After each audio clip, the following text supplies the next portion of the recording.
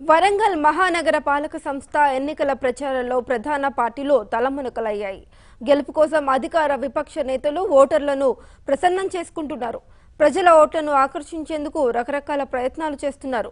ఓరుగల్లు రూపురేఖలు మారుస్తామంటూ హైదరాబాద్ మహానగరం సరసన వరంగల్ను నిలబెడతామంటూ వాగ్దానాలు వరాలు కురిపిస్తున్నారు.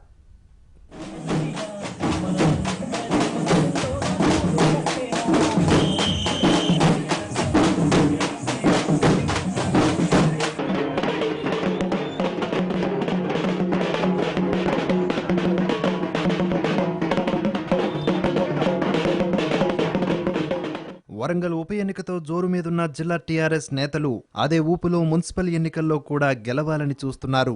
ఎన్నికల ప్రచారం కోసం ఇప్పటికే రాష్ట్ర మంత్రులు, జిల్లా నేతలు రంగంలోకి దిగారు.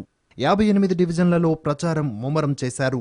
ప్రభుత్వ పథకాలే ప్రచార అస్త్రాలుగా ముందుకు వెళ్తున్నారు. ఈరోజు ఈ మీట్ ద ప్రెస్ కూడా నిజంగా చెప్పాలంటే వరంగల్ ఇది ఒక ఉద్యమాల గడ్డ, ఇది ఒక పోరాటాల కిల్లా. మేధావులు, బాగా ఆలోచించగలిగినటువంటి వాళ్ళు, విద్యావంతులు, మరి ఎన్నో ఉద్యమాల్లో పాల్గొన్నటువంటి వాళ్ళు ఇక్కడ ఉన్నారు కనుక బహుశా ఈ meet the press, electronic print మీడియాల ద్వారా వారందరికీ కూడా ఈ ఎన్నికల్లో టీఆర్ఎస్ పార్టీని ఎందుకు గెలిపించాలో, ఎందుకు గెలవాలో ఒక చెప్పుకునేటువంటి అవకాశాన్ని మీరు మాకు కల్పించారు. అందుకోసం హృదయపూర్వకంగా మరొక్కసారి నేను ధన్యవాదాలు తెలియజేస్తా ఉన్నాను. వరంగల్ మహానగర పాలక సంస్థ ఎన్నికల్లో ఆత్మగౌరవ పోరుకు కాంగ్రెస్ నాయకులు సిద్ధమయ్యారు. పీసీసీ వర్కింగ్ ప్రెసిడెంట్ మల్లు బట్టి విక్రమార్క సహా పార్టీ ముఖ్య నేతలు ప్రచారం మొదలుపెట్టారు. ప్రభుత్వ వైఫల్యాలే లక్ష్యంగా ప్రచారం కొనసాగిస్తున్నారు. అధికార మదంతో ప్రజాస్వామ్యాలు అనగదొక్కాలని, ప్రతిపక్ష పార్టీల్ని నిర్మూలించాలని వాళ్ళు చేసేటువంటి కుట్రని వరంగల్ ప్రజానికం ఛేదించబోతా ఉన్నారు, విభేదించబోతా ఉన్నారు. తప్పనిసరిగా ప్రజాస్వామ్యంలో ప్రతిపక్షాల పాత్ర కూడా ప్రముఖమైనటువంటి పాత్ర అని చెప్పి ప్రశ్నించడం కోసం కాంగ్రెస్ పార్టీని వరంగల్ ప్రజానికం గెలిపించబోతా ఉన్నారు. ప్రచార ఆర్భాటాలు మానేయండి, మీరు ఇచ్చిన హామీలను నిలబెట్టుకునే పరిస్థితులుంటే మాట్లాడండి, బ్లాక్మెయిల్ రాజకీయాలు చేయకండి. ఇది ఏ ఒక్కరి సొంత కాదు.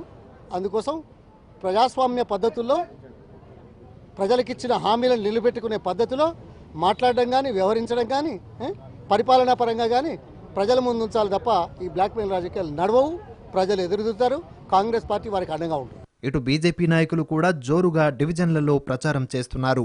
హృదయ్, అమృత్, స్మార్ట్ సిటీ పథకాలు సహా పలు అంశాలను ప్రధాన ఎజెండాగా క్యాంపెయిన్ మొదలుపెట్టారు. దాంతోపాటు వరంగల్ను మరింత అభివృద్ధి దిశలో నడుపుతామంటున్నారు. ఈ తెలంగాణలో హైదరాబాద్ నగరం తర్వాత అతిపెద్ద నగరమైనటువంటి వరంగల్ అభివృద్ధి జరగాలని మనసా వాచ మేము కోరుకుంటున్నాం. కాబట్టి నరేంద్ర మోడీ గారి నాయకత్వంలో ఈ యొక్క వరంగల్కి సంబంధించినటువంటి మరి ఇక్కడ వరంగల్ ప్రాచుర్యాన్ని కానీ, ఇక్కడ ఉన్నటువంటి కట్టడాలను కానీ, ఇక్కడ ఉన్నటువంటి సాంస్కృతిక వైభవాన్ని కానీ భావితరాలకు అందించాలనేటువంటి ఒక ప్రధానమైనటువంటి లక్ష్యంతో ఈ యొక్క సంస్కృతి నగరంగా దేశంలో 12 నగరాలను నరేంద్ర మోడీ గారు గుర్తిస్తే ఆ 12 నగరాలలో వరంగల్ అగ్రభాగాన్ని నిలబెట్టి ఈ వరంగల్ను కూడా హెరిటేజ్ సిటీగా గుర్తించి నిధులు కేటాయించాము. రానున్న రోజుల్లో చాలా పెద్ద ఎత్తున వరంగల్ ప్రాచుర్యాన్ని భావితరాలకు చాటడం కోసం కృషి చేస్తాము. వరంగల్లో టీడీపీ పరిస్థితి అగమ్యగోచరంగా మారింది. ఎన్నికల సమయంలో నగర ముఖ్య నాయకులు పార్టీని వీడటంతో జిల్లా నాయకత్వం డేలా పడింది. అయినా వరంగల్ ఎన్నికల్లో సత్తా చాటాలని అనుకుంటున్నారు నేతలు. డివిజన్లలో తిరుగుతూ టీడీపీ ప్రభుత్వ హయాంలో జరిగిన అభివృద్ధిని చూపిస్తూ ప్రచారాన్ని హోరెత్తిస్తున్నారు. అయ్యా, టీడీపీకి ఓటేస్తే మూసి నదులు వేసినట్టు కాదు. నేను ఈరోజు చెప్తున్నా, ఇవాళ టీఆర్ఎస్ పార్టీకి ఓటేస్తే అయ్యా ప్రజలారా దయచేసి ఆలోచించండి, ఓటర్ మహేశ్వరులారా దయచేసి మీరు ఆలోచించండి. మీరు తప్పిపోయి ఇట్లా కారు గుర్తుకు ఓటేసిండు అని అంటే కుటుంబ పాలనకు ఓటేసిన వాళ్ళు అవుతారు, దొరల పాలనకు ఓటేసిన వాళ్ళు అవుతారు,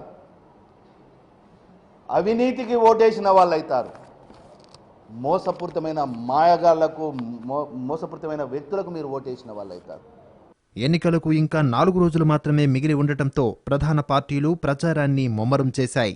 గ్రేటర్ వరంగల్ మేయర్ పదవిని గెలవాలనే లక్ష్యంతో ప్రణాళికలు రచిస్తున్నాయి. మరి వరంగల్ వాసులు ఎవరికి పట్టం కడతారో చూడాలి.